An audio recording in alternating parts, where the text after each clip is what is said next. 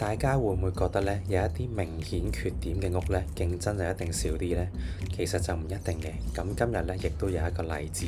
咁早前呢，幫客人睇嘅其中一間屋，咁佢嘅地呢唔大，同埋呢，你企喺後院呢已經聽到出邊大馬路嘅聲㗎啦。咁正常嚟講呢，好多人都會諗，哇，咁實好多買家會卻步啦。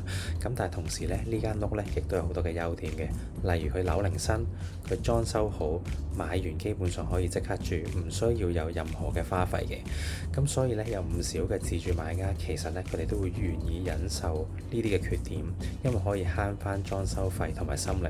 而投資者呢，亦都中意啲易租又易管嘅物業，唔使幫租客搞咁多裝修。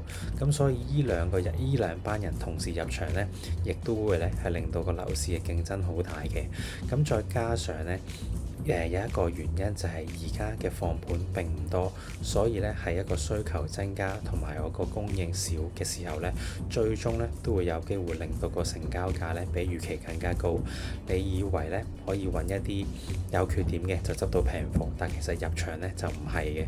咁所以呢，我哋睇樓呢唔好淨係去就係睇一個缺點呢，就諗住佢一定會平啲。咁我哋呢係要諗埋呢一個缺點係咪大到令到所有人都卻步？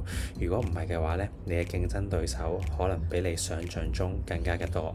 我係 Gary，Brisbane 樓市筆記，有問題隨時 inbox 我啦。